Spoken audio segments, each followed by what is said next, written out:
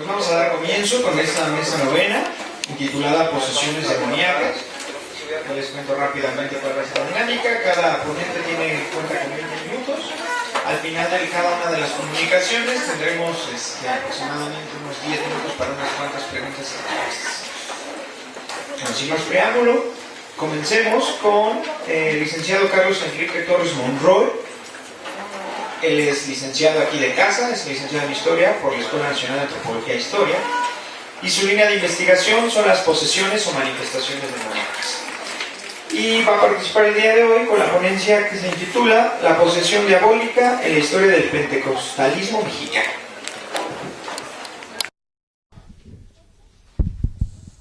Buenas tardes, pues primeramente gracias a los organizadores por esta oportunidad de presentarme, y aquí voy a hablar sobre un aspecto poco abordado dentro del protestantismo mexicano, dentro de la historia, que es su variante pentecostal.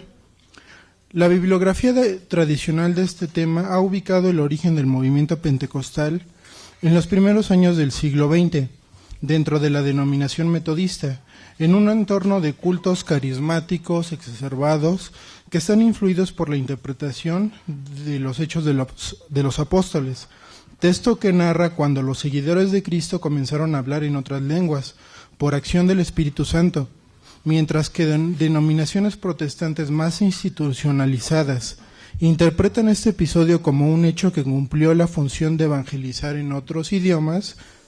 Otros creyentes lo interpretan como un don vigente que continúa hasta la actualidad. Esta postura ha provocado la separación de miembros de iglesias protestantes con el propósito de formar nuevos grupos basados en esta experiencia bíblica.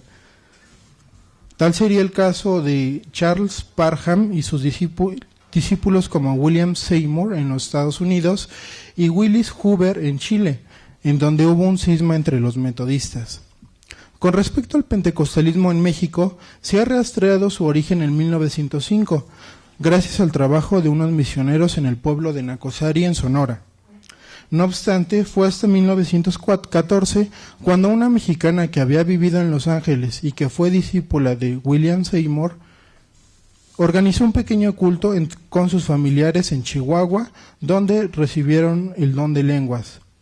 En su afán de que sus nuevos conversos fueran bautizados en agua, Valenzuela acudió con el pastor metodista mexicano Rubén C. Ortega, quien no solo aceptó, sino que adoptó su mensaje y se volvió pastor pentecostal, pero tiempo después introdujo prácticas fanáticas y extremistas, por lo que Miguel García, uno de los primeros conversos de Romana, se hizo cargo del grupo. Como puede verse, una de las características del movimiento pentecostal es el papel protagónico que llegan a alcanzar sus integrantes. Dado que este don espiritual es accesible para cualquier creyente, no hay algún impedimento para que cualquiera predique.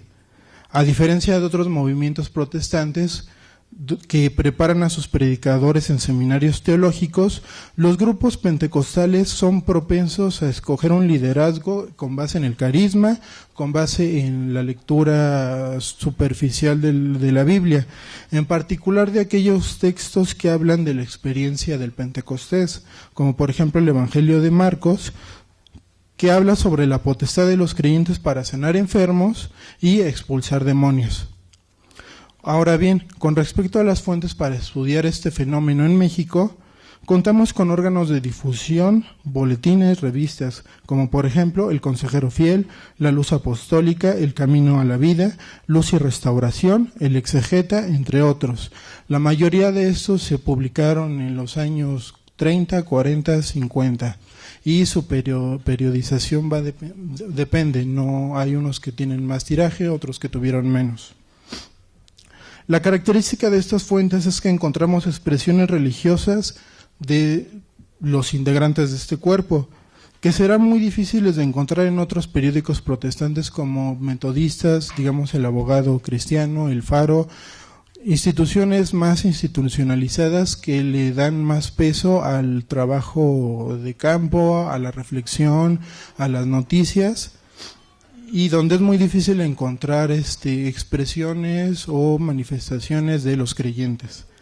Dependiendo de cada publicación pentecostal, esta le asignaba un peso considerable a los testimonios, escritos que relataban la vida de una persona antes y después de su conversión religiosa, un equivalente al exvoto católico. En general, los testimonios protestantes evangélicos se refieren a los cambios de conducta de una persona, hábitos y valores acordes con su visión cristiana. No obstante, los testimonios del movimiento pentecostal se distinguen por su énfasis en la sanación. De acuerdo con antropólogos como Carlos Garma, existe una notable diferencia entre una curación común y una sanación. Esta última se refiere a un alivio espiritual, que es arrepentirse de los pecados y portarse bien, seguida de un alivio físico, que en términos prácticos es la desaparición del dolor del enfermo. Esto es por medio de la oración. Los casos encontrados de testimonios de sanidad, aunque no son todos iguales, nos hablan de una incapacidad de la medicina tradicional contra estas enfermedades y los efectos positivos que producen las oraciones, ya sean individuales, ya sea por intercesión de un pastor o por la intercesión de los miembros de cada congregación. En este sentido, una enfermedad no es un asunto del todo natural, sino una consecuencia de la acción de entidades contrarias a la divinidad cristiana. Un testimonio de una mujer en 1948 nos menciona que, cito, «Antes de venir al conocimiento de la Santísima Palabra, estaba perdida en mis pecados, sin Dios y sin esperanza. Además de eso, enferma hasta el grado de que el enemigo quería destruir totalmente mi vida. Después de algún tiempo de haber conocido el Evangelio, enfermé de apendicitis, pero el Señor me operó en mi otro milagro de sanidad, dejándome perfectamente libre para la gloria y honra de su santo nombre». Como puede apreciarse, el enemigo es en última instancia el causante de los males que sufre el ser humano. Para los pentecostales, el enemigo tiene nombre: Satanás, el diablo, aquella criatura que de acuerdo con sus interpretaciones bíblicas se rebeló contra Dios y se llevó consigo a una parte de sus ángeles, los cuales se convirtieron en demonios. En la vida cotidiana, este enemigo, representado por una de las entidades, también es capaz de obstaculizar la labor evangelizadora.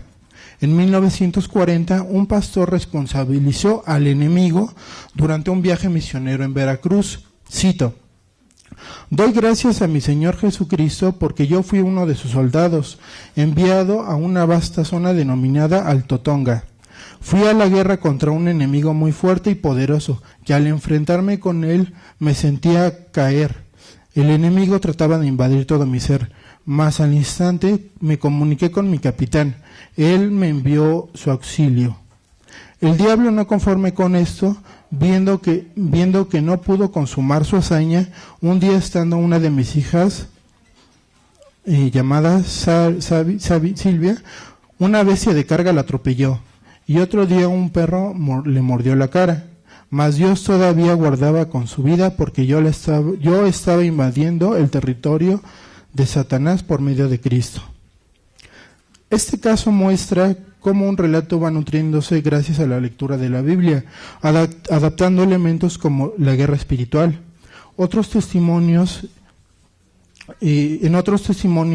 es la entidad maligna la que actúa directamente sobre las personas. El primero que tenemos registro sucedió en 1940 en un pueblo de Guanajuato. Nuestro amado hermano Rubén Martínez, un pastor, al ser invitado para orar por un poseído, accedió como era su deber, mas sin embargo sucedió que algún mal espíritu se introdujo en él mismo después de orar por este paciente, aquel quedó absolutamente libre, mientras nuestro pastor se sintió embargado por una tremenda tristeza, a la vez de una idea terrible que le hacía pensar: tú no eres salvo. Sin embargo, echando la mano de las promesas del Señor Jesús, aquel espíritu fue hecho consumado y fue expulsado gracias al Señor. Otro testimonio recogido en Tuxpan nos habla de un niño poseído, del que suponemos que era de familia creyente, porque afirmaba que afirmaba que había visto una cabeza muy fea. Afirmaba que ser el segundo Jesucristo, que poseía un don y que el Espíritu le avisaba que se iba a acabar el mundo. La familia mencionó que lo llevaron con un curandero sin resultados positivos. Tampoco decidieron llevarlo con un médico, solo la intervención pentecostal lo salvó. En cuanto al ritual de exorcismo en los pentecostales, no existe un manual establecido, ni tampoco era exclusivo de los sacerdotes. Predicadores y creyentes por igual podían participar en él. Cito un ejemplo. En el pueblo de Chinautla, Puebla, había una mujer que estaba completamente agobiada por los demonios, al grado que necesitaba tenerla colgada de una viga del techo de una pieza oscura, pues nadie podía hablar con ella a causa de que se ponía furiosa, y la cadena es como la ataban y la cadena es con la que la ataban a la cintura, además de 2 candados. Un día nos invitaron para que fuéramos a visitarla para orar por ella. El enemigo de nuestras almas se siguió oponiendo, mas nosotros seguimos perseverando en la oración y ayuno. Al fin el Señor nos dio la plena victoria. La mujer ahora alaba y glorifica a nuestro Señor Jesucristo, porque Él le dio libertad y plena en su espíritu, alma y cuerpo. Sin embargo, no todos los casos de conductas mentales inhabituales se asociaban directamente con una posesión demoníaca, aunque sí trataban como malestares que no podían sanar, no se podían sanar con la medicina pentecostal. En 1952 se dio el caso de una niña de 6 años en la Ciudad de México que estaba, cito, loca, paralítica, de medio cuerpo, tenía su lengüita de fuera, epiléptica. Su mamá, que no era creyente, fue invitada a reuniones pentecostales celebradas en una casita de oración, donde oraron por la niña y la ungieron con aceite. Como podemos ver en este ejemplo, los rituales para sanar a las personas pues van cambiando.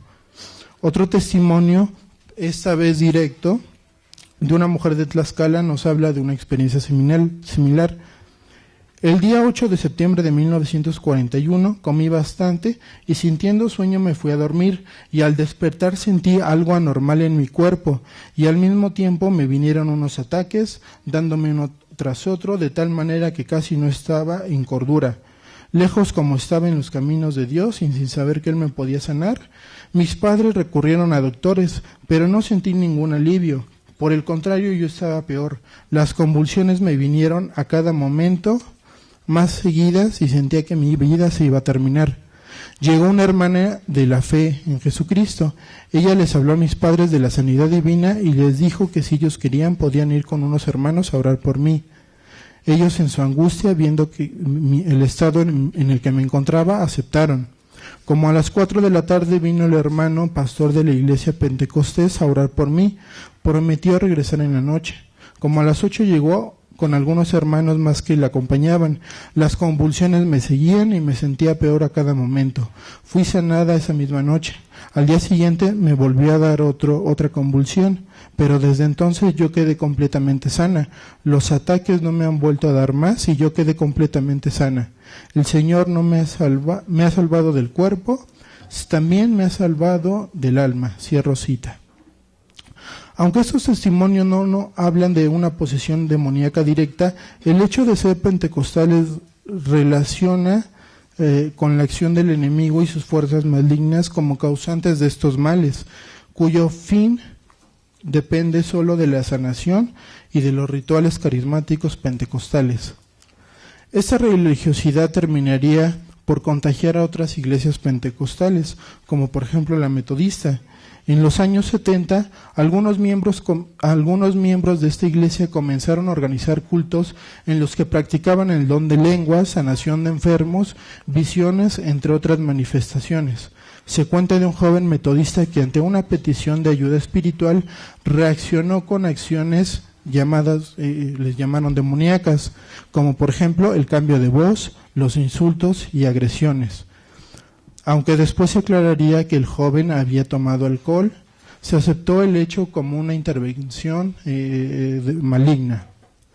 Como conclusión para esta ponencia, concordamos con investigaciones de la mentalidad religiosa como las que realiza Jean Delomotte. donde nos indica que estas narrativas nos reflejan la necesidad individual y colectiva por mantener un sentimiento de seguridad a lo largo de un proceso de laicización. En este caso, de sanaciones y en el ambiente pentecostal, se trata de un momento donde el Estado trata de solventar con problemas como la salubridad, que antes, bueno, ya sabemos que la manejaba la Iglesia, incluso iglesias protestantes, pero sin que haya una confianza por parte de los enfermos pentecostales. También hay otro elemento importante, que es cuando en el testimonio del primer pastor, que nos habla de sus problemas a la hora de misionar, pues se deben le echa la culpa a fuerzas del demonio, no le echa la culpa, sino, como podríamos ver en otros publicaciones protestantes, al clero, al cacique del lugar, a las autoridades, sino que le echa la culpa a Satanás, a los seres malignos. Y al final, a eso se suma la pentecostalización cada vez más y más constante en denominaciones protestantes. Hay trabajos realizados en el norte de México, en Tijuana, sobre iglesias que se están volviendo cada vez más y más pentecostales, cada vez más recurren a la sanidad espiritual, a la acción de los dones del Espíritu, y entre todas estas manifestaciones también se cuela los exorcismos, la intervención de Satanás en su vida cotidiana. Si ustedes pueden ver en la televisión Pare de Sufrir, verán ciertas características, palabras que utilizan la gente, los testimonios, el enemigo, el diablo.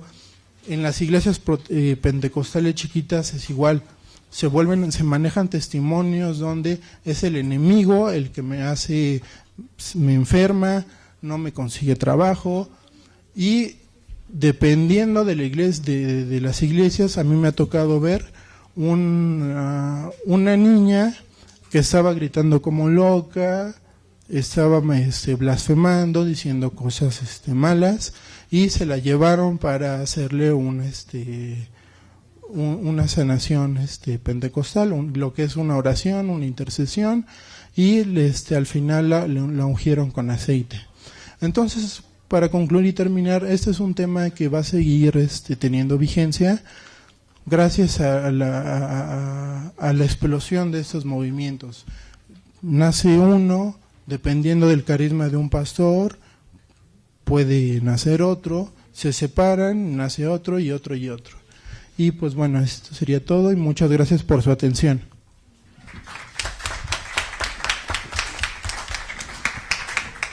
Bueno, agradecemos la participación de Carlos Enrique. Y a continuación viene la ponencia del doctor Eduardo de la Fuente Rocha. Como pueden ver, por eso les puse aquí, está más padre, ven el currículum completo, para darle de una vez paso a su ponencia, para que vayamos bien con tiempo. Él nos va a presentar la ponencia intitulada La posesión en el proceso terapéutico. Bueno, muchas gracias y muy buenas tardes a todos, bienvenidos. Yo soy profesor de la Universidad Autónoma Metropolitana del área de psicología, entonces el enfoque que van a ver ustedes ahorita con relación a la posesión, pues es un enfoque clínico, ¿sí? La que sigue, por favor. Bueno, el trabajo está basado en los trabajos de Carl Gustav Jung. Él es un investigador en el área de la psicología profunda, del psicoanálisis, y él lo que hizo fue que retomó muchísimos trabajos que se habían hecho anteriormente y que tenían que ver con la magia, con la alquimia, con diferentes aspectos, pero en vez de tomarlos al pie de la letra, los retomó como si fueran expresiones del inconsciente mente de las personas que estaban escribiendo. Entonces, es un modelo analógico lo que él plantea, a partir de lo que estas personas fueron diciendo. Por ejemplo, transformar el plomo en oro sería el equivalente de hacer un cambio psicológico en uno mismo para estar en un estado psicológico pues de más altura, de más amplitud.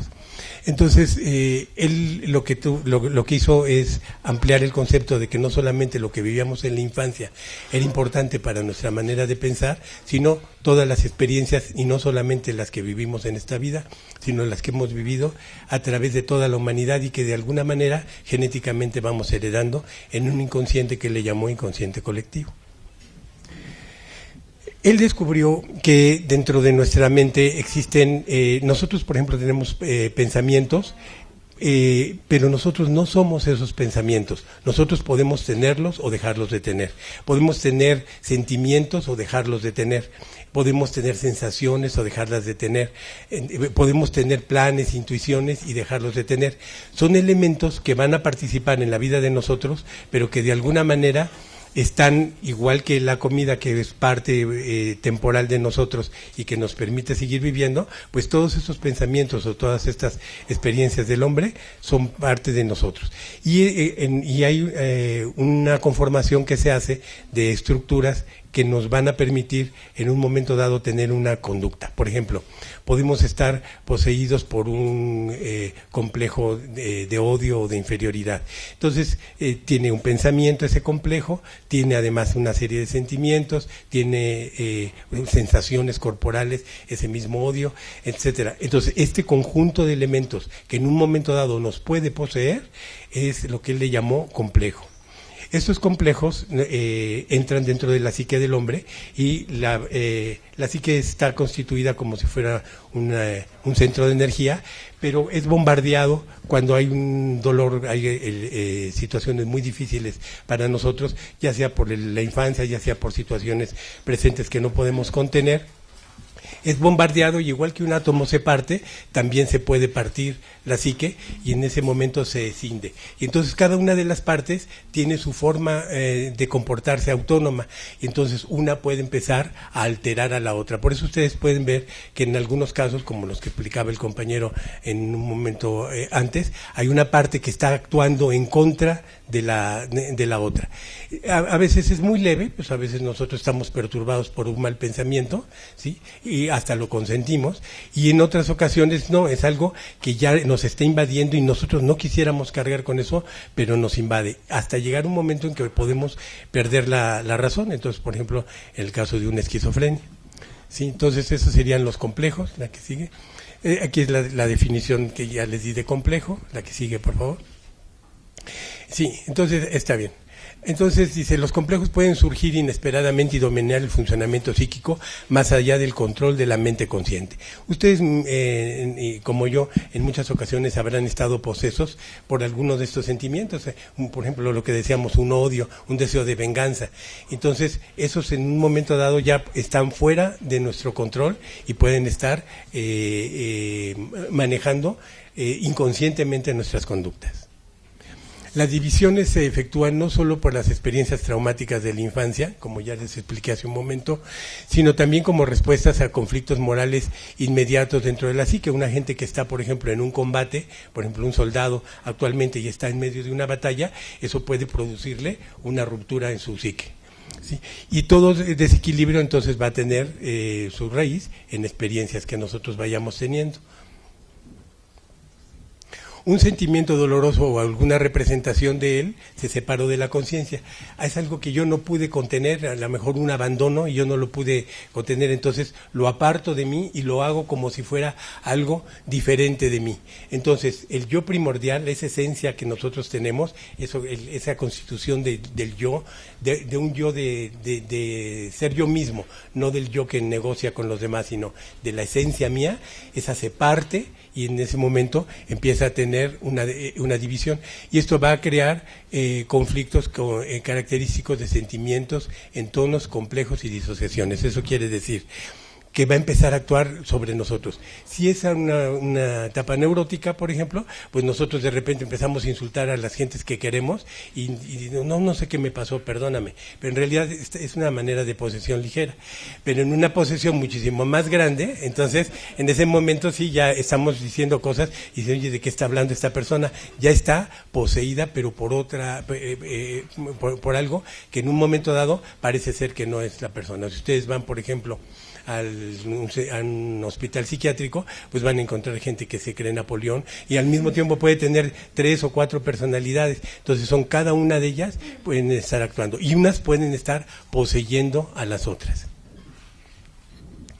Para Jung, entonces, como retomó los principios antiguos, él se basó en los 4 elementos que ya tenían desde los griegos, desde la época de Zoroastro, ya ellos tenían su adoración al fuego, lo tenían, en los chinos tienen también el elemento madera, pero en diferentes culturas fueron siguiéndose estos 4 elementos. Y asoció de la manera siguiente: el aire está asociado con el pensamiento y es el opuesto del agua, que está asociada con los sentimientos. Las sensaciones, que son todas las percepciones corporales, están asociadas con la tierra, y en contraposición están las intuiciones, que están asociadas con el fuego.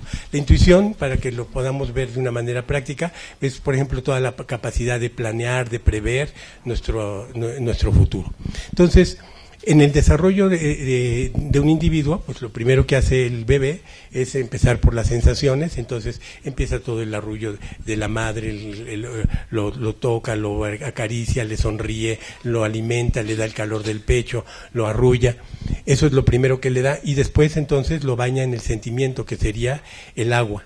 Y entonces es todo el baño que necesita, lo va constituyendo. Entonces va armando los 4 elementos la madre en la medida que lo va constituyendo. Después, lo que va haciendo es enseñándole la intuición hacia dónde puede ir el niño, y por último entra lo que sería en la etapa de la razón, que decimos, ¿no?, que jamás la alcanzamos, pero se supone que entramos en eso, y que sería el pensamiento. Entonces, estos 4 elementos están rotando en cada uno de nosotros, y a veces estamos trabajando más como pensamiento, más como sentimiento, y tenemos cada quien una tipología para poder vivir de acuerdo a ella. Lo que voy a presentar van a ser nada más una partecita de los desequilibrios que se pueden presentar como posesiones cuando ya son casos extremos, que serían ya las patologías más graves. Entonces, las posesiones, dice Jung una frase muy curiosa, dice: nosotros no tenemos complejos, los complejos nos tienen a nosotros, ellos nos poseen a nosotros.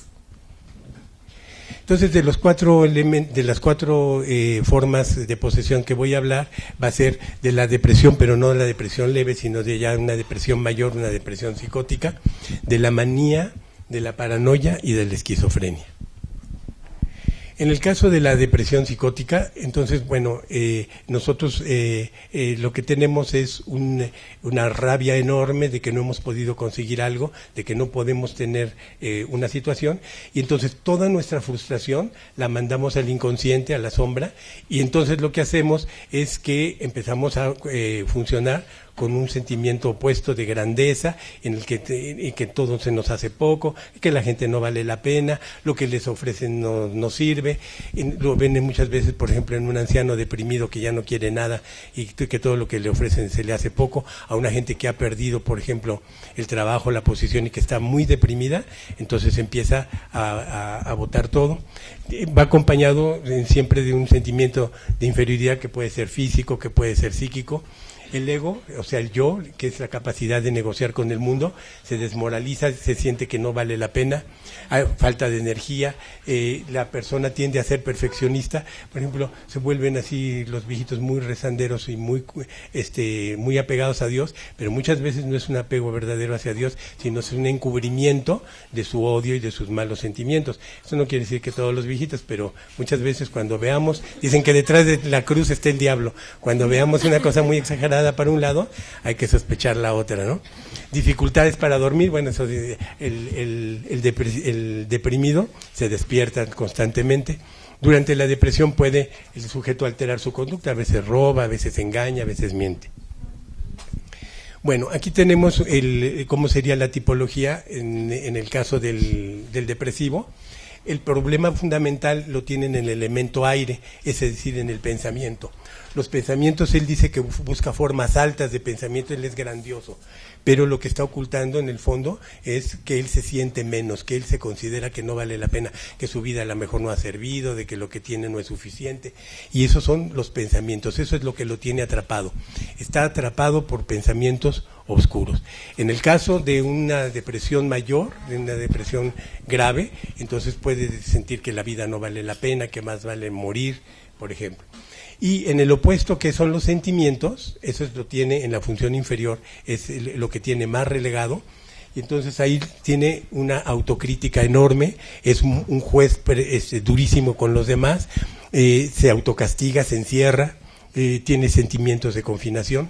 Entonces, en vez de acariciarse y procurar el amor con los demás y consigo mismo, lo que hace es que se encierra y vuelve con los pensamientos, ¿sí? ¿Sí? Entonces, en este caso, el analista lo que debe de alentar, como tiene pensamientos de grandeza maravillosos, pero que no se van a cumplir, tiene que el aire, que es el pensamiento, lo tiene que dimensionar, tiene que bajar a pensamientos muy concretos, muy prácticos, muy reales, de lo que sí está pasando y de lo que sí puede él tener como positivo en su pensamiento. Entonces, no debe ser moralista de empezar a decir esto es malo, esto te hace daño. ¿Por qué? Porque él lo que necesita es regresar a una manera de pensar práctica, verdadera. Debe alentar pensamientos concretos, realistas y simples. Se pueden combinar con otras alteraciones de otros elementos. Por ejemplo, si tiene la depresión, que es el pensamiento es aire, pero también tiene, por ejemplo, el elemento de las sensaciones, que es la tierra, mal, pues a lo mejor se deja de bañar, por ejemplo. O si lo tiene con los sentimientos, que es el agua, y lo tiene mal, entonces es un deprimido que llora y llora y llora y llora. O si lo que tiene es con el fuego, que sería la intuición, pues entonces a lo mejor lo que va a tener es unos resentimientos enormes y van a ver que es un deprimido muy, muy resentido. Entonces, aquí los otros elementos en una patología pueden estar también interviniendo para la conformación, pero lo principal que está trabajando en la posesión es el elemento aire. ¿Qué es lo que no se debe de hacer con un deprimido? Entonces dice explorar los sentimientos. ¿Por qué? Porque los sentimientos son la cosa más oscura que él tiene, es donde está más atrapado. Ya vimos que es autocrítico, confinado, etcétera. Sino tú regresas a lo que sería pensamientos muy concretos, realistas, y sobre esos pensamientos es sobre lo que trabajas, ¿sí? Si a un deprimido le empiezas a hablar de los sentimientos, entonces va a votar, ¿sí? El segundo caso sería la manía. En el caso del maníaco son muchas veces casos de personas que tuvieron que hacer trabajos que no les correspondían, niños que tuvieron que enfrentar desde pequeños el lugar de un padre y que de alguna manera sufrieron el abandono, y entonces convierten en una gran labor la que tienen que hacer muchísimo trabajo para poder sacar a su familia adelante, y entonces exacerban la tierra, que es lo concreto, que es la producción. Y en oposición lo que van a tener es la intuición, entonces van a tener una megalomanía, van a querer hacer grandes planes. Entonces el maníaco va de hacer grandes planes y querer hacer, trabaja y logra, y después se hunde, ¿no? Y otra vez vuelve a trabajar. Entonces dice ahí que está poseído por el trickster. Trickster es una palabra que utiliza los términos junguianos, que es la promesa que te hace la vida de que te va a dar algo, pero al final no te da nada. Es el engañador, es la manzana de Eva y de Adán, en la que le dice, vas a tener esto. Eso, bueno, pues nosotros lo podemos ver en nuestras posesiones cotidianas. Entonces te dice, no, mira, esa mujer va a hacerte feliz, entonces engaña tantito a tu mujer, no hay problema, ¿sí? Entonces, sí, nada más que se termina cuando ella se entera, ¿no? Entonces, es el engañador que te hace creer que puedes hacer algo y que no va a pasar nada, y sin embargo no tiene una función ese engaño que vivimos en la vida, es el aprender y experimentar cada día más para estar teniendo una vida mejor. El maníaco se pone eufórico, a veces se pone iracundo, irritable, golpea, a veces tiene ataques de pánico, y hay una externalización alarmante de oposiciones. Me quedan 5 minutos, bueno. Entonces pasamos a la que sigue. Entonces, bueno, ya explicamos cuáles son los antecedentes de los maníacos, qué es lo que les pasa. La que sigue. Entonces dice que lo que están desarrollando muchísimo es la tierra, o sea, hacen una gran producción de cosas. Entonces, si quieres, y ponemos la que sigue. Entonces, lo que se tiene que hacer es fijar límites de hacer tareas muy concretas, físicas, materiales. Eso es lo que tiene que hacerse, enfoques prácticos y fijación de límites físicos y somáticos. Trabajar con su cuerpo. ¿Por qué? Porque el cuerpo es tierra. Y entonces todo lo que son terapias corporales y todo ayuda a disminuir la manía. Y en cambio la intuición no debes de alentarle con pensamientos megalómanos, porque entonces lo pones peor, sino que lo que tienes que hacer es tranquilizarlo con pensamientos y planes muy sencillitos. La intuición, que es el fuego, tiene que ver con la planeación, es algo muy sencillo. Entonces eso ayuda un poco a la liberación. ¿Qué es lo que no puedes hacer con un maníaco? Pues amplificarle imágenes. La que sigue. En la que sigue es en la paranoia. La paranoia se da fundamentalmente en el momento en el que fue el niño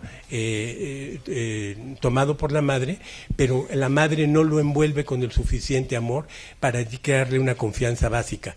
Y entonces queda con la sensación de que siempre va a haber algo peligroso, algo negativo. Y eso se hace en los primeros meses de vida. Hay esquizofrenias y psicosis que son heredadas también, pero cuando son conformadas, se conforman en esa etapa de la vida. Entonces es en la etapa en la que se forman los sentimientos, y por eso la paranoia está relacionada con el elemento agua. Y los pensamientos en esta parte quedan, en el paranoico quedan fuera de la realidad. Un paranoico no razona bien, o sea, está diciendo que aquí está bajando el monstruo y que ya los viene a morder a todos menos a mí. Entonces pues si le quieres decir, oye, pues eso de dónde te lo estás inventando, ellos no lo razonan. Entonces no puedes trabajar con el pensamiento, porque el pensamiento tiene una fuerte posesión, sino que tienes que trabajar con el agua. Entonces, ¿qué es lo que le das al paranoico? La sensación de que lo acompañas, de que estás ahí, de que hay un amor respetuoso, para que lo vaya envolviendo y vaya adquiriendo confianza básica. Eso es lo que puedes hacer. ¿Hasta dónde se puede lograr? Bueno, pues hasta donde la situación del... Sí, hasta donde el paciente dé, porque no son situaciones milagrosas, pero sí se puede hacer un cambio hasta cierto punto. ¿Y el esquizofrénico? Ahí vamos, mire. Bueno, entonces ya si quiere pasamos a la que sigue. Bueno, ya expliqué cuál es lo que hay que hacer, respeto, y lo que no hay que hacer es tratarlo de hacer entrar en la lógica. Si quieren hacer entrar en la lógica a un paranoico, pues eso nunca lo van a lograr. Y por último ya sería la esquizofrenia, por la que nos está haciendo favor la señora de preguntar. En la esquizofrenia lo que sucedió fue que no se conformó el self, la esencia del individuo. Entonces esa energía psíquica que está ahí no se quedó en una unidad, sino que quedó o dividida o quedó contaminada por la energía psíquica de otra persona. Entonces, por ejemplo, la madre está poseyendo la energía psíquica del hijo.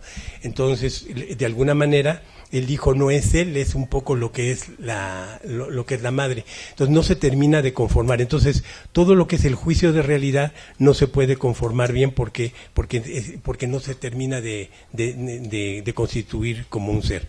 Eso tiene que ver también con el trato inicial con el bebé, en el que es aceptado y es constituido como un ser diferente por la madre primero y por la familia después.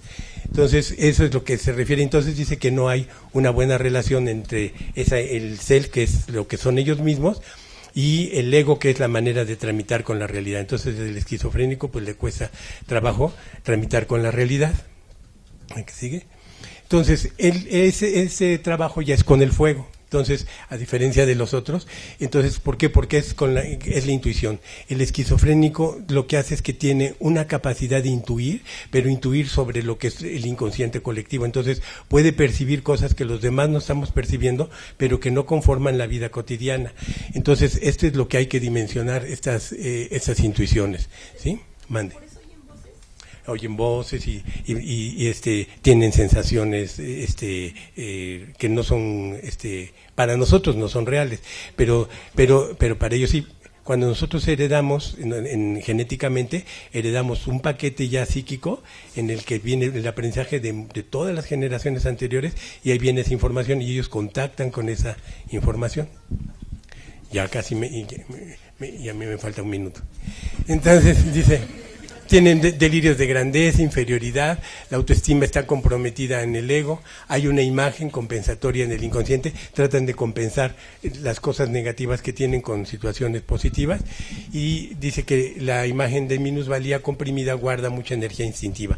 O sea que al hacerse, al contraerse, queda una gran energía, es como una fuerza que se contrajo, pues va a ser mucho más explosiva. Y bueno, con eso quise nada más darles pues una plática muy leve sobre cómo van siendo las diferentes formas de posesión, que de alguna manera son, si ustedes lo pueden ver en los pacientes y lo ven exactamente como lo presentó el compañero, lo ven y dicen, bueno, pues esta persona está poseída. Lo podemos ver como una metáfora y decir, bueno, pues es el diablo, lo podemos ver como es un mal pensamiento, lo podemos ver como es un odio, pero de alguna manera sí tenemos que trabajar con ello, y se trabaja pues un poquito a partir de lo que ya narré. Muchas gracias por su atención.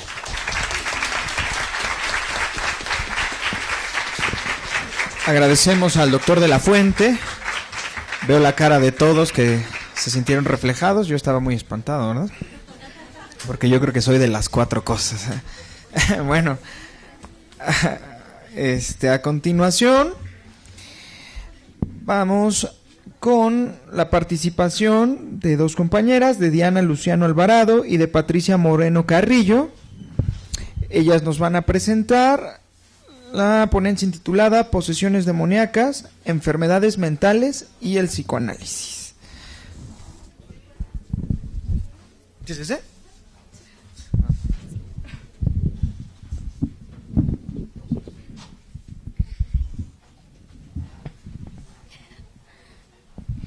Buenas tardes. Nosotros somos de la Universidad Michoacana de San Nicolás de Hidalgo, de la Facultad de Psicología. Pues ya somos recién egresadas, digamos. Y bueno, en este trabajo les vamos a hablar principalmente de cómo eran consideradas las enfermedades mentales en el siglo XVII y cómo tomaría el psicoanálisis lo de las posesiones demoníacas. Para eso le vamos a leer nuestro trabajo. Y bueno, vamos a comenzar. Hace muchos años las personas no consideraban que las conductas anormales eran producto de enfermedades mentales, alteraciones que hacían que las personas se comportaran de manera diferente a los demás. Creían que se debían a que espíritus malignos se habían apoderado de sus cuerpos o como una forma de castigo o penitencia. José M. Velázquez menciona que mucho tiempo atrás las personas tenían la idea de que eran dobles, formados por cuerpo y alma, y se consideraba a esta última como el aliento o la respiración que nos sirve para conservar la vida. Y cuando llega el momento de morir, la respiración cesa como si se desprendiera del cuerpo.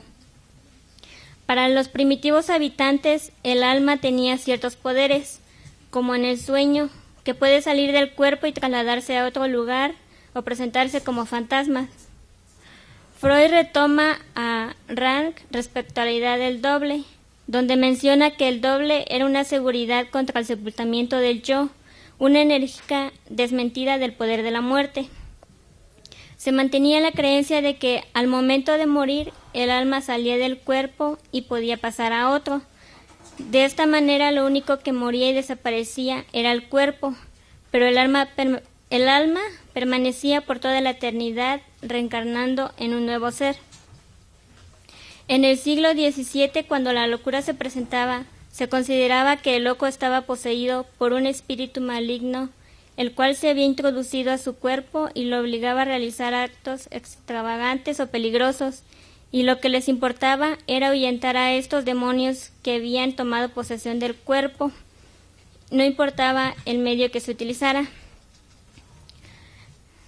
Y bueno, se utilizaba desde un ruido de tambores ensordecedor hasta palizas y provocaban la muerte en la hoguera. Otro método más inhumano era el de trepanar el cráneo de los locos para que por la abertura practicada pudieran escapar los espíritus malignos. Pero también no se les consideraba como malos, pues se les consideraba también como seres inspirados santos que por medio de su boca hablaba la divinidad. Los tratamientos que se daban a estas personas eran basados en supersticiones y creencias que sin duda dejaron huellas profundas en quienes las padecían. Durante siglos, en muchos países se trataba a personas de forma brutal, se les encadenaba en pocilgas, se les debilitaba con castigos corporales y purgantes para que estuvieran tranquilos, y se les consideraba como seres malditos, poseídos, endemoniados o hechizados. Otra creencia más era que las brujas y brujos tenían pacto con el diablo, lo cual se consideraba un delito, y el precio que tenían que pagar por este era morir en la hoguera. Retomando nuevamente el doble, se dice que el carácter de lo ominoso se puede escribirse en que el doble es una formación oriunda de las épocas primordiales del alma ya superadas, que en aquel tiempo poseyó sin duda un sentido más benigno y ha devenido una figura terrorífica del mismo modo como los dioses, tras la ruina de su religión, se convierten en demonios. Entonces las personas que se consideraban como brujas, al principio, pues no era así, por lo que los demás las veían como personas normales. Pero cuando comenzaron a sospechar sobre los malos actos que éstas cometían, se les relacionaba con el diablo, porque no se concebía la idea de que personas comunes pudieran hacer magia, tener poderes o realizar embrujos por sí solos, sino que algo oscuro y maligno estaba ayudándolos. Fue hasta alrededor de 1791 que Pinel, el padre de la psiquiatría, sostenía que las personas no estaban poseídas, sino enfermas, y que en lugar de castigarlos o matarlos, se les debía curar, siempre y cuando esto fuera posible. A partir de entonces dedicó su tiempo y profesión a salvarlos y atenderlos. Sin embargo, el doble ha existido siempre. Primero formó parte de una estructura psíquica. En la formación del aparato psíquico, el yo sufre una excisión de la cual se desprende el superyo, que se configura como la conciencia moral. Así el yo crea un doble de sí mismo, pero que se considera ideal, que rige y evalúa la moral del yo, dirigiéndolo, restringiéndolo y censurando los sentimientos agresivos y apartándolos de su conciencia y proyectándolos, lo que provoca que el yo perciba lo siniestro proveniente del exterior. Lo anterior podemos explicarlo retomando el texto de Freud sobre lo ominoso, donde menciona que este término quiere decir algo desconocido, poco familiar o terrorífico, por lo que podemos decir que cuando aparecían las enfermedades mentales en el siglo XVII era algo nuevo para las personas, que a su vez lo consideraban como algo malo, terrorífico, y le adjudicaban una relación con el demonio. Freud también menciona que lo ominoso o siniestro se debe entender como el despertar de una angustia infantil, que por medio de la compulsión de repetición se nos presenta nuevamente en la actualidad. En realidad, la sensación de lo siniestro no estriba en lo nuevo o ajeno, sino en la vida anímica del sujeto que fue enajenado por el proceso de la represión. La idea de tener una relación con el diablo es terrorífica, porque a éste se le adjudica todo lo malo, lo prohibido y los castigos por las conductas malas. En la infancia aparece la angustia cuando se nos dice que si nos portamos mal, nos llevará el diablo o nos iremos al infierno al morir, donde seremos castigados por toda la eternidad y no descansaríamos en paz, por lo que reprimimos el deseo de realizar el acto. En la edad adulta reaparece cuando una persona ajena a nosotros es mala, castiga, y todo lo siniestro que se encuentra reprimido en nosotros es proyectado hacia ella. Es algo que no queremos reconocer porque nos genera angustia, y para desaparecerla también hay que desaparecer a quien posee este poder maligno, como fue en el caso de las brujas. Pasando a otro tema sobre las posesiones demoníacas, Freud retoma un manuscrito interesante del Dr. Tull sobre una neurosis demoníaca del siglo XVII. Dicho manuscrito fue encontrado en una antigua biblioteca imperial de Viena, procedente del santuario de María Cel. Una historia clínica demonológica, la cual es sobre una curación milagrosa. Se trata de un pintor llamado Christoph Heisman, el cual el 5 de septiembre de 1677 fue conducido a la cercana Mariazell con una carta de presentación del párroco de la aldea de Pottenbrunn, donde días antes fue acometido por convulsiones y éstas se repitieron días siguientes. El párroco lo examinó para averiguar qué lo oprimía o si tenía un comercio ilícito con el espíritu maligno, pues confesó que 9 años antes, en una época de desaliento con respecto a su arte y de incertidumbre sobre la posibilidad de procurarse el sustento, había cedido al demonio que 9 meses lo había tentado, comprometiéndose por escrito a pertenecerle en cuerpo y alma. El término del plazo expiraba el 24 de septiembre. El desdichado se había arrepentido y estaba seguro que sólo la gracia de la Madre de Dios, de la Virgen de Mariazell, podría salvarlo, obligando al maligno a devolverle ese pacto escrito con sangre. Posteriormente se encontró que el pintor firmó 2 pactos con el diablo, los cuales representó con las pinturas de las apariciones que éste le hizo. El primero con tinta negra, donde dibujó la escena de la aparición del demonio, el cual era la figura de un hombre honorable, y el segundo pacto fue firmado con sangre, puesto que aquí la figura ya era una imagen demonológica y catastrófica que distorsionó el cuerpo del hombre honorable. En esta última escena, el pintor fue remitido a un exorcismo, pues en esta escena se relata que apareció un dragón demoníaco donde le entregaba al pintor un documento con rojos caracteres. El milagro era grande, el triunfo de la Santa Madre sobre Satán, pues esta curación no fue duradera. Después comenzaron nuevamente los ataques, algunos muy graves, eran visiones en los que vivenciaban las cosas más diversas, estados convulsivos, acompañados por sensaciones más dolorosas, tales como una parálisis de las piernas. Pero ya no lo atormentaba el demonio, sino que eran figuras sagradas quienes lo visitaban. Pues como bien dice Freud, ¿cuál fue para Christoph Heisman el motivo de su pacto? Tuvo que haber un motivo para haber tenido que ceder ante el diablo, pues el pintor había caído en un estado de tristeza, no podía o no quería trabajar bien, le preocupaba no ganarse el sustento, sufría una depresión melancólica con inhibición del trabajo y preocupación por su futuro. En sus notas a las imágenes del diablo escribía: yo debía recrearme de tal suerte y ahuyentar la melancolía, pues para ello se conoce que el padre del pintor había muerto 9 años antes, y a raíz de esto él cayó en un estado de melancolía. Luego se le aproximó el diablo, le preguntó por qué estaba tan consternado y triste y le prometió ayudarlo de todas las maneras y tenerlo de su mano. Uno vende su alma al diablo para liberarse de una depresión.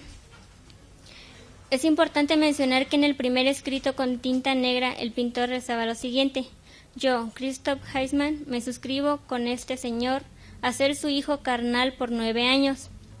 El segundo escrito decía: yo, Christoph Heisman, me comprometo con este Satán a ser su hijo carnal y a pertenecerle en el 9º año en cuerpo y alma. Entonces el diablo se ve obligado a servirle como sustituto del padre durante esos 9 años, y Christoph, por medio del pacto, se ve obligado a entregarle su cuerpo y alma a éste en el tiempo acordado. Lo que aquí sorprende es que si el padre era un objeto de amor, un hombre bueno y respetable, ¿por qué se le pide al diablo que tome su lugar? En un primer momento la aparición fue de Dios, un santo, que tiene una relación con la manera en la que era vivenciado el padre en la infancia, como un padre enaltecido y sobreprotector. La otra aparición, de forma terrorífica, podría explicarse a partir de una relación relación hostil que en algún momento se presentó entre padre e hijo, el primero como figura de prohibición y poseedora de poder para someter. Bueno, continúo. Retomando a Freud cuando describe en su texto de Guerra y Muerte, dice que los seres humanos tenemos dos actitudes hacia la muerte. La primera la consideramos como el desenlace necesario de la vida, algo natural, para lo cual deberíamos estar preparados para cuando llegue. La otra, tenemos que hacer a un lado la muerte, eliminarla de la vida. Hemos intentado matarla con el silencio, pero lo que se intenta matar esta idea de la muerte propia no se puede concebir. En el inconsciente, cada uno de nosotros está convencido de su inmortalidad. En cuanto a la muerte del otro, se habla de esa posibilidad cuidadosamente, pero no en presencia del otro, porque se considera a sí mismo como un desalmado o malo. Cuando la muerte alcanza a una persona cercana a nosotros, sepultamos con él nuestras esperanzas, demandadas y goces. No nos deja consolar y nos negamos a sustituirlo, a cambiar el objeto de amor. Es entonces que se trata de un estado de melancolía. Para comenzar a dar un mejor entendimiento es importante, en esta parte retomamos en su tomo Tótem y Tabú de Freud, dice que el tabú se presenta dos significados radicalmente distintos: lo de lo sagrado y consagrado y lo de lo inquietante, peligroso, prohibido o impuro. Asimismo, dice que el tabú se supone enamado de una especial fuerza mágica inherente a ciertos espíritus y personas, siendo susceptible de transmitirse a todas direcciones por la medición de objetos inanimados. Freud retoma aún dice que cuando señala que el tabú es una manifestación y una consecuencia de la creencia de los pueblos primitivos en los poderes demoníacos, ulteriormente se habría desligado al tabú de esta raíz y habrá continuado constituyendo un poder simplemente en virtud de una especie de inercia psíquica. Es por ello que Freud dice que los actos obsesivos se revelan como transiciones, constituyendo por otra parte testimonios de arrepentimiento y esfuerzos de expiación, y por otra actos sustitutivos con los que la tendencia intenta compensar la privación de la prohibición de la ley. Me voy a saltar un poquito. Ya para terminar, creo que estamos de acuerdo con Freud en el análisis de una neurosis demoníaca cuando dice que el paciente se encuentra en una depresión melancólica, pues no logra aceptar que ha perdido a su objeto de amor, que es el padre y a la vez siente culpable de sus impulsos hostiles que tiende hacia él, pues este es un elemento fundamental de la neurosis. Cuando suscita la muerte, estos impulsos son reprimidos y retornan los reproches por su muerte, a lo que se le llama como melancolía. El sujeto rechaza la muerte, pues no es fácil de enfrentarla, sobre todo cuando un ser querido ha muerto. El sujeto siempre busca una forma para sustituir su objeto perdido, así puede calmar su dolor. Las creencias de diferentes culturas han inculcado que el diablo puede ofrecernos dinero y poder, mientras que Dios nos da fe, alivio. Estas son maneras para encontrar una resignación, ya que ellos nos pueden ofrecer lo que nosotros mismos a veces no podemos sanar. Como bien concordamos con Freud cuando dice que ni el pueblo ni los demonios pueden ser considerados en psicología como causas primeras, más allá de las cuales sea imposible retomarse. Otra parte sería si los demonios tuvieran una existencia real, pero sabemos que no lo son, sino creaciones de las fuerzas psíquicas del hombre, desde el psicoanálisis. Bueno, antes de terminar, agradezco por haber aceptado nuestro trabajo y muchas gracias.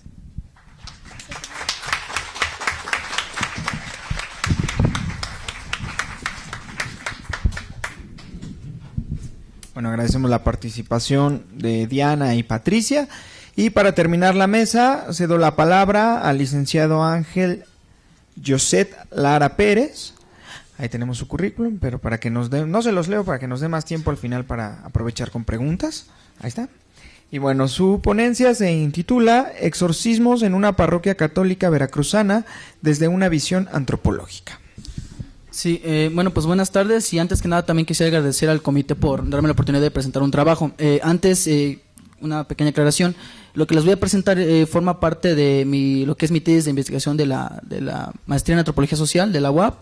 Y bueno, en el trabajo lo dividí en dos partes. La primera es una pequeña, un par de conceptos teóricos, y ya la segunda es el dato etnográfico que he obtenido en trabajo de campo.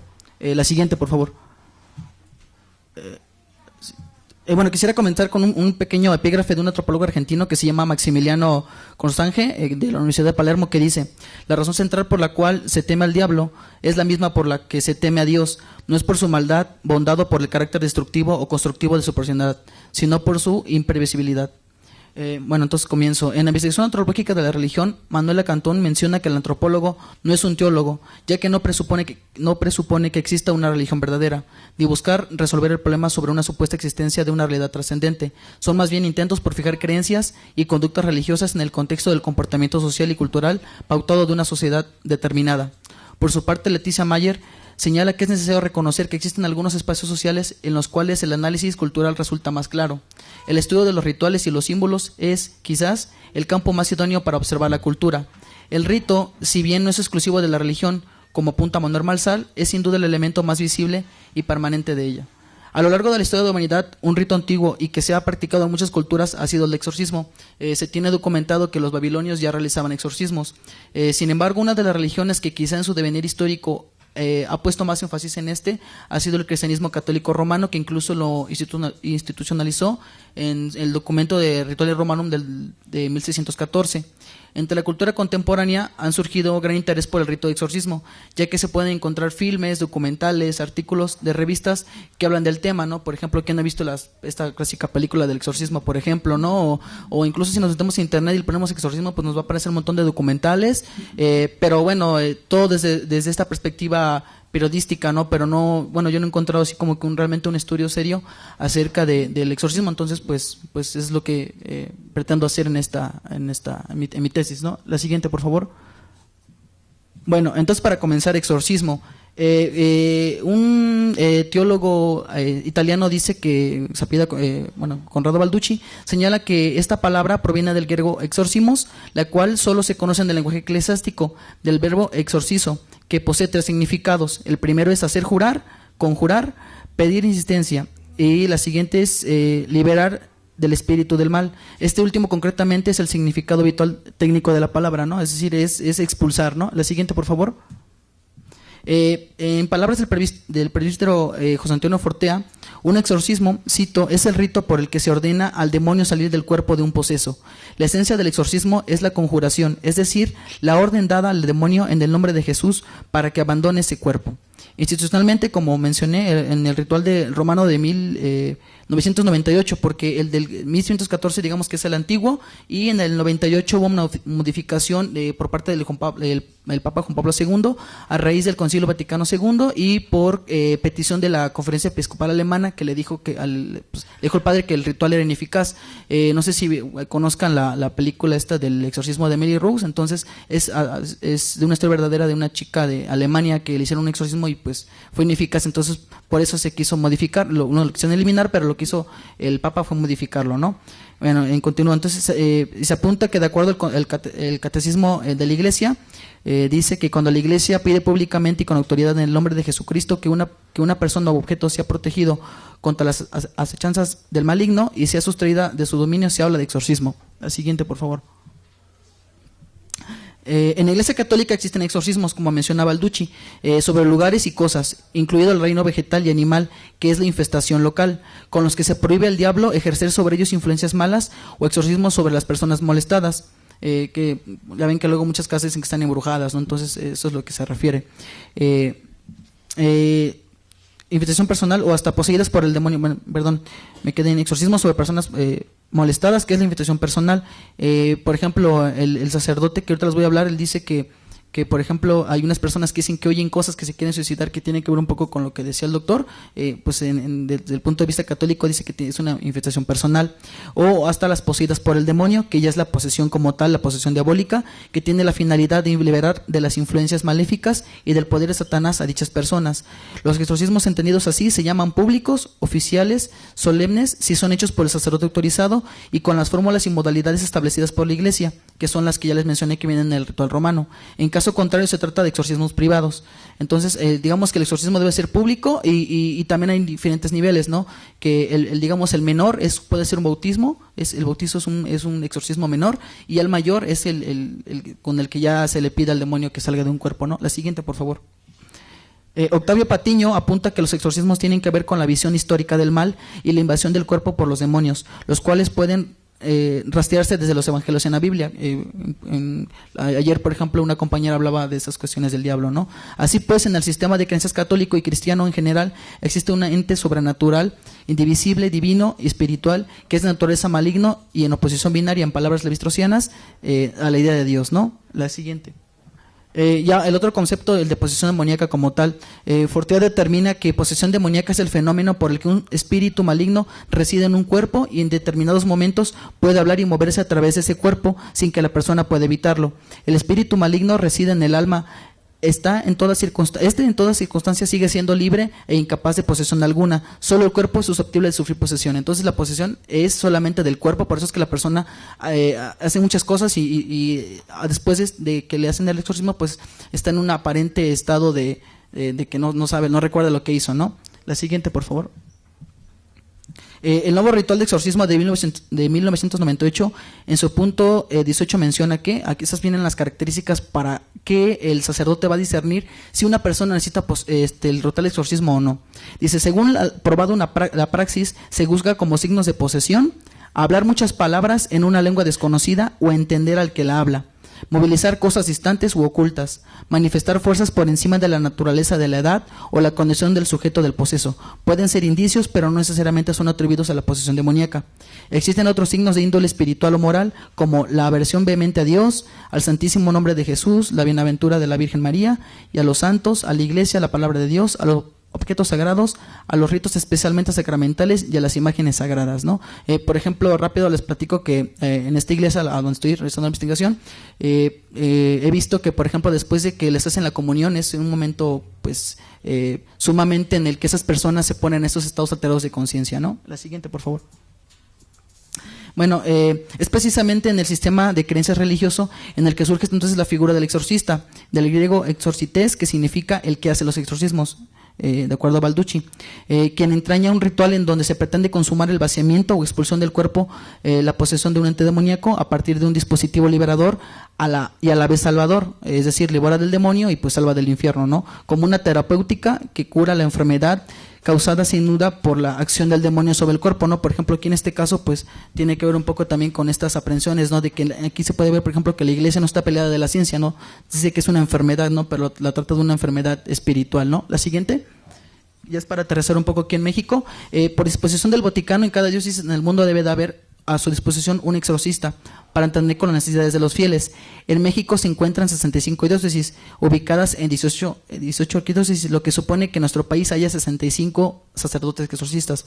Para el caso de Veracruz, que es la unidad de análisis, esta cuenta con la arquidiócesis de Jalapa, que en su jurisdicción se ubican 7 diócesis que son Coatzacoalcos, Córdoba, Orizaba, Papantla, San Andrés Tuxtla, Tuxpan y Veracruz. Cabe señalar que bueno, hasta el momento no tengo el dato concreto de que existan 7 sacerdotes en el estado de Veracruz. La siguiente. Las ideas de Patiño y Balducci, que son un poco religiosas, engranan perfectamente con los marcos teóricos de la Garriga, que es una maestra de la Elena Veracruz, de Lina, que tomando como base la antropología médica explica que las creencias y las prácticas populares incluidas en una concepción de enfermedad encuadran el campo mágico religioso en las que los trastornos culturales presentados por algunas personas son considerados como obra del demonio, de ahí el término que se les da a quienes padecen como endemoniados o posesos, para los cuales la única forma de curación es el ser liberados o exorcizados. La siguiente, por favor. Y aquí esto ya es en la unidad de análisis, ¿no? La investigación se desarrolló en una parroquia católica llamada San Miguel Arcángel, ubicada en el municipio de Puentejula, en el municipio de Paso de Ovejas, Veracruz, en la costa central del estado, en donde cada viernes, desde hace aproximadamente 35 años, se llevan a cabo las misas de sanación, llamadas así por los creyentes, y los exorcismos. La siguiente, se pretende, bueno, en mi tesis, pues lo que pretendo hacer es explicar cuál es la función y significación que tiene el ritual, ¿no? La siguiente, por favor. Ahí está el mapa. Dale, por favor, otro, porque ya aparece Puentejula. Entonces, bueno, donde está el puntito es Puentejula. Ahí está como a 15 minutos del puerto de Veracruz y a 1 hora en carro de Jalapa, ¿no? La siguiente. Bueno, en cuanto a el antropólogo Antonio Flores Martos explica que en su etnografía de Veracruz se dice que se llevan los exorcismos, los martes y los viernes, debido a que es, por tradición católica tiene que ver con la muerte y resurrección de Cristo. En el caso de Veracruz, el viernes, sobre todo el primer viernes de marzo, es sumamente importante porque tiene que ver con una creencia como con un día mágico, ¿no? Por ejemplo, tiene que haber, bueno, los clientes dicen que tiene que ver con que se abren las puertas del infierno, entonces creen que es un día, sobre todo en Catemaco, ¿no? Que es la región muy conocida, sobre todo el sur de Veracruz, que por prácticas mágicas, ¿no? Entonces, pues, el sacerdote de aquí de Puentejula, pues dice que se hacen los viernes porque tiene que ver con contrarrestar estas prácticas mágicas, ¿no? Al siguiente, por favor. Perdón, ahí. Entonces, en cuanto a mis dos posturas teóricas, la primera es desde un punto de vista estructural, que lo que voy a pretender es explicar un poco cuál es la función que cumple el ritual en la sociedad, no solamente en la comunidad religiosa, sino más bien en la sociedad, y también cómo está estructurado el ritual, ¿no? La siguiente, por favor. Bueno, ese ya es un poco el esquema de la iglesia. Por ejemplo, la iglesia está dividida en la parte central. La iglesia era una parroquia, pero pues se amplió justamente por estos exorcismos, y en el lado derecho extremo, ahí es donde se ponen las personas que están enfermas. Ahí la gente de ahí esa parte la conoce como el infierno, ¿no? La siguiente, por favor.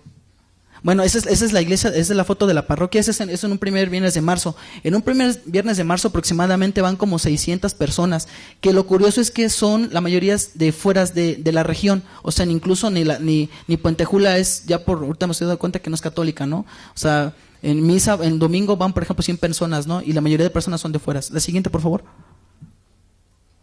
Ahí es donde el sacerdote oficia la misa. La siguiente, que es una misa que empieza, el servicio religioso empieza a las 3 de la tarde y acaba hasta las 11 de la noche. La siguiente. Esas ya son también las sillas, ¿no? Para que ponen el atrio, porque hay muchísima gente. La siguiente, por favor. Bueno, como consideraciones preliminares, el ritual, como menciona Jean Caseniu, provoca consecuencias reales, probablemente sea una especie de lenguaje, pero también es algo más. Siendo analizado, ¿sí es eso, verdad? Siendo analizado su evolución en el andar del tiempo, ya que la repetición es parte inseparable de la esencia misma del rito. El ritual de exorcismo de estudio posee un devenir histórico a partir de la segunda década de 1980, con el papel fundamental del líder religioso Casto Arturo Simón Arcos, quien fue conocido tanto a nivel nacional como a nivel internacional. Incluso en su muerte, en internet apareció, por ejemplo, en canales como Univisión, ¿no? Entonces sí fue muy conocido ese sacerdote, que fue el que inició los exorcismos ahí en Puentejula. Y bueno, también, como mencioné, pues tiene como base documental pues los rituales, ¿no? La que sigue, por favor. Y por otro lado, bueno, la estructura del ritual lo explico de rápido, ¿no? Que tiene que ver con un poco lo que dice Ruy Rapaport con el orden litúrgico, ¿no? En los primeros incisos, el A, B, C y D, o sea, el sacerdote llega y a las 3 de la tarde se comienza con un rosario. El sacerdote sale aproximadamente como a las 6 de la tarde porque él está confesando y es donde comienza a discernir qué persona va a necesitar el exorcismo. Entonces, el sacerdote sale a las 6 de la tarde y comienza, se echa una prédica de 2 horas que tiene que ver con esos puntos, ¿no?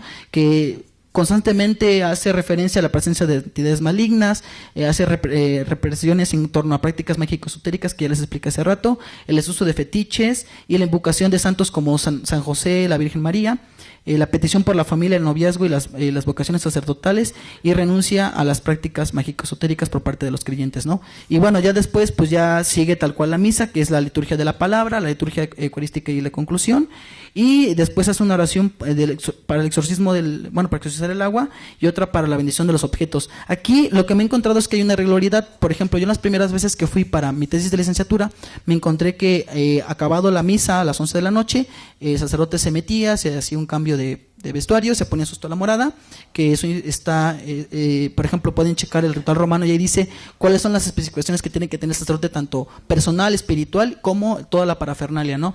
Entonces, me encontró que algunas veces, yo creo que depende mucho del tipo de persona que llegue. Si el sacerdote no la conoce y está relativamente muy mal, pues realiza el exorcismo. Si no, durante toda la misa, pues es un exorcismo, porque tiene que ver con, les comentaba que el sacerdote Simón Casto lo que hacía era que primero hacía la misa como tal y al final hacía el exorcismo, pero ahorita ese sacerdote no. Casi toda la misa puede ser un exorcismo porque recurrentemente está haciendo esta cuestión. La siguiente, por favor. ya de rápido. El otro es el otro análisis que quiero hacer es el procesal simbólica, tomando como referencia los supuestos teóricos de Turner. Entonces, el primero es un análisis del símbolo, símbolos dominantes, liminidad y comunitas. Y la siguiente, perdón. Ahí, por ejemplo, en el análisis del símbolo, pues es ver cuáles son los símbolos dominantes, como decía, la liminidad y las comunitas. Y el tercero, tomar el rito como una fase reparadora de los dramas sociales. La siguiente. Porque, bueno, obviamente estas personas, pues por algo llegan ahí, ¿no? O sea, el sacerdote dice que esas personas, por ejemplo, si no tienen trabajo, pues se fueron con una bruja para que les solucione mal, y ahí es donde se metieron el diablo, ¿no? O que pues si me dejó mi pareja, pues fui con una bruja para que me hiciera, se regresara, y ahí es donde también, o a lo mejor le puse el cuerno a mi mujer y mi mujer me echó el brujo, y pues eso tengo el diablo, ¿no? Bueno, aquí estas son las fotos ya de la iglesia. Puse esta foto porque el sacerdote Simón Casto está enterrado ahí dentro de la iglesia. Entonces, hablando de estos espacios sagrados dentro de otros espacios sagrados, pues ese es un espacio sagrado, y aparte que el sacerdote es considerado como un santo para la comunidad, porque también trajo que hubo varios cambios en la comunidad, por ejemplo, ¿no? La siguiente, por favor. Bueno, este espacio es el que les digo que les llaman el infierno. Al fondo se ve la Virgen María y una cruz. Esto no es casual, sino que también cumple en el mismo ritual romano. Dice que el lugar donde se debe hacer un exorcismo debe de haber por lo menos una figura de una virgen o de una cruz o de Jesucristo, ¿no? La siguiente, por favor. Bueno, aquí está la figura de San Miguel Arcángel, que bueno, pues San Miguel Arcángel, hay una oración que me parece que la instituyó el Papa Paulo VI, me parece, no recuerdo muy bien, y pues obviamente la figura de San Miguel Arcángel pues es significativa, ¿no? Porque bueno, pues si vemos un poco de análisis iconográfico, pues se ve ahí cómo está sometiendo al demonio, entonces por excelencia debe de ser un santo, ¿no? La siguiente ya para terminar. Bueno, entonces los símbolos dominantes que estoy encontrando un poco ahí en Puentejula es la Virgen María y San Miguel Arcángel, como estos expulsores del demonio, ¿no? Como símbolos instrumentales, el agua bendita, la estola morada, las oraciones en latín y la oración a San Miguel Arcángel. El polo ideológico, en esta concepción que hace Turner, bueno, pues el párroco Francisco Javier Ugalde recurre a exhortar a la feligresía a ser un buen practicante, a que no sea idólatra, supersticioso y no recurra a prácticas mágicas o brujería, ¿no? En el siguiente, en el polo sensorial, bueno, pues al desarrollar su discurso público, en palabras de James Scott, impone las manos y ora, y también ejecuta, bueno, y a la vez de que ejecuta el exorcismo, pues los sujetos entran en estos estados alterados de conciencia, ¿no? La siguiente, ya para finalizar, bueno, esta es la foto del sacerdote, Francisco Javier Ugalde. Por ejemplo, aquí en mi caso, pues yo no tengo permitido tomar fotos ni grabar video, porque pues él dice que incluso también en el ritual de Romano, antes de dar la explicación del ritual, dice que está prohibido por los obispos, bueno, perdón, por el sacerdote exorcista, que se sea público, ¿no? Entonces, y que evitar a los medios. Pero pasó algo bien chistoso porque, pues, por ejemplo, aquí esta foto fue de un diario, por ejemplo, también tiene una entrevista donde lo graban, una entrevista que lo grabaron de la BBC y algunos otros diarios, más o menos por el 2010, 2011, ¿no? Entonces también tiene que ver con que mucha gente va, pues toma sus fotos, sus videos, los suben a la red, ¿no? Y pues se quieren hacer famosos, ¿no? Incluso, por ejemplo, hace poco me tocó que fue este hombre de Carlos Trejo y pues yo apenas iba al campo, entonces me sentí un poco preocupado porque pensé que me iban a sacar, ¿no? Pero sí, pero pues ya le comenté al padre lo que iba, ¿no? Le dije que pues que francamente quería justamente explicar esto, ¿no? Entonces, pues yo creo que eso ya sería todo, ¿no? Y ya, muchas gracias.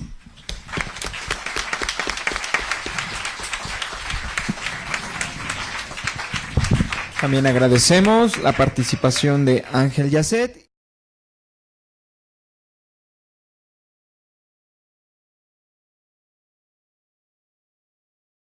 Pues vamos a dar comienzo con esta mesa novena, intitulada Posesiones demoníacas. Les cuento rápidamente cuál va a ser la dinámica. Cada ponente cuenta con 20 minutos.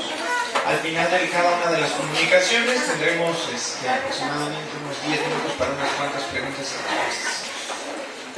Sin más preámbulo, comencemos con el licenciado Carlos Enrique Torres Monroy.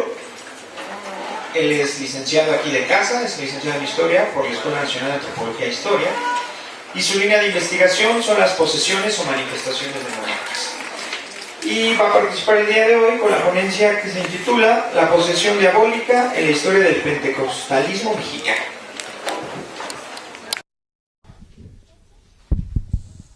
Buenas tardes, pues primeramente gracias a los organizadores por esta oportunidad de presentarme, y aquí voy a hablar sobre un aspecto poco abordado dentro del protestantismo mexicano, dentro de la historia, que es su variante pentecostal.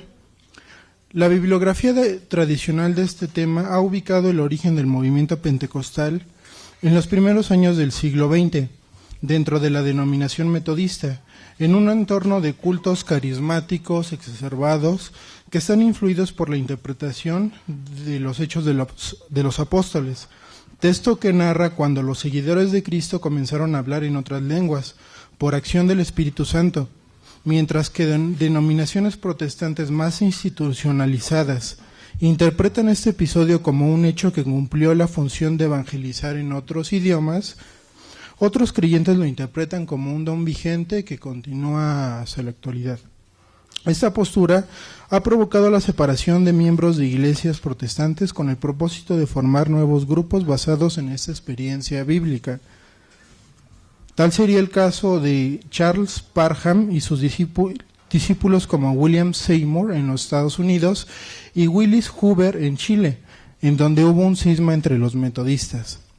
Con respecto al pentecostalismo en México, se ha rastreado su origen en 1905, gracias al trabajo de unos misioneros en el pueblo de Nacosari, en Sonora.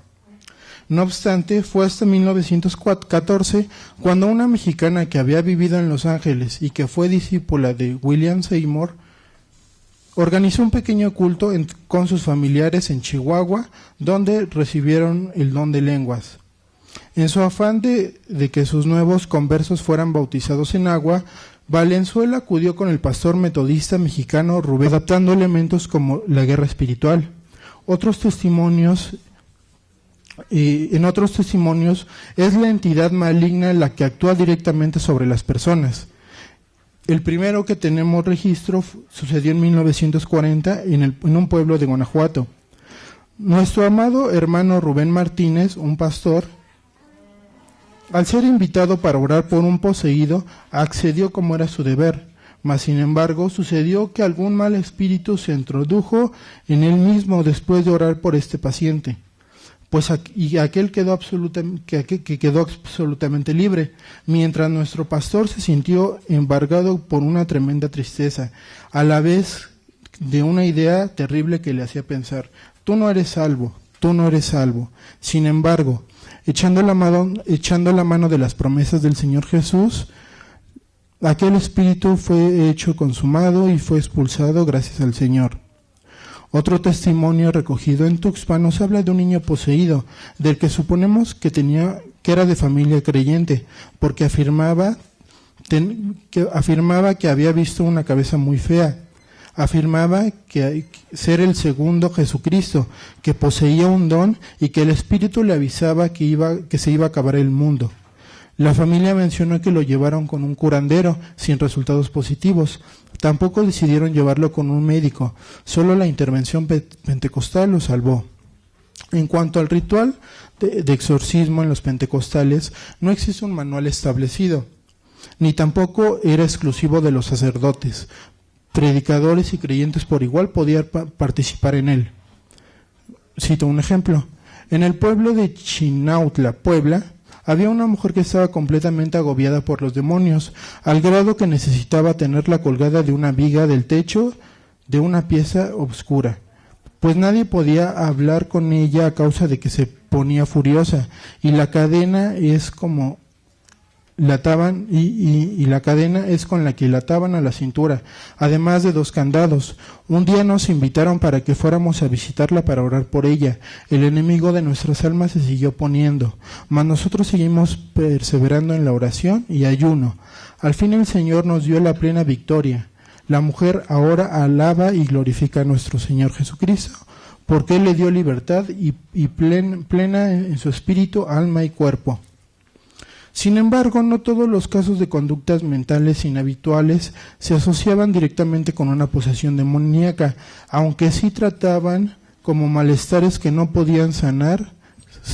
podían sanar con la medicina pentecostal. En 1952 se dio el caso de una niña de 6 años en la Ciudad de México que estaba sin portarse bien, seguida de un alivio físico, que en términos prácticos es la desaparición de dolor del enfermo. Esto es por medio de la oración. Los casos encontrados de testimonios de sanidad, aunque no son todos iguales, nos hablan de una incapacidad de la medicina tradicional contra estas enfermedades y los efectos positivos que producen las oraciones, ya sean individuales, ya sea por intercesión de un pastor o por la intercesión de los miembros de cada congregación. En este sentido, una enfermedad no es un asunto del todo natural, sino una consecuencia de la acción de entidades contrarias a la divinidad cristiana. Un testimonio de una mujer en 1948 nos menciona que, cito, «Antes de venir al conocimiento de la Santísima Palabra, estaba perdida en mis pecados, sin Dios y sin esperanza. Además de eso, enferma hasta el grado de que el enemigo quería destruir totalmente mi vida. Después de algún tiempo de haber conocido el Evangelio, enfermé de apendicitis, pero el Señor me operó en mi otro milagro de sanidad, dejándome perfectamente libre para la gloria y honra de su santo nombre. Como puede apreciarse, el enemigo es en última instancia el causante de los males que sufre el ser humano.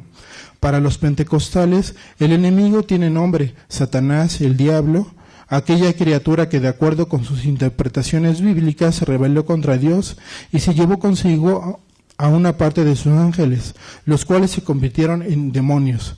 En la vida cotidiana, este enemigo, representado por una de las entidades, también es capaz de obstaculizar la labor evangelizadora. En 1940, un pastor responsabilizó al enemigo durante un viaje misionero en Veracruz. Cito, «Doy gracias a mi Señor Jesucristo porque yo fui uno de sus soldados, enviado a una vasta zona denominada Alto Tonga.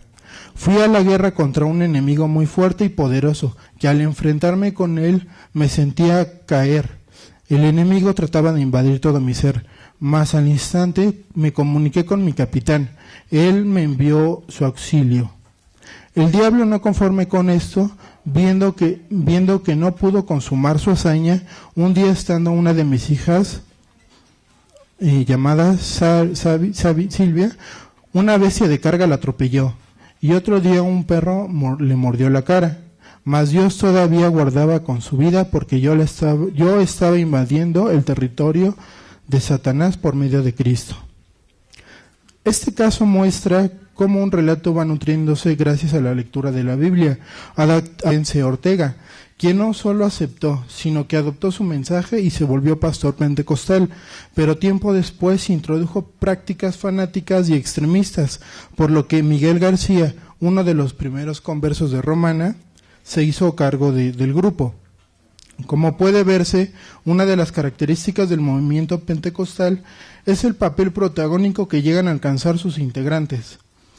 Dado que este don espiritual es accesible para cualquier creyente, no hay algún impedimento para que cualquiera predique.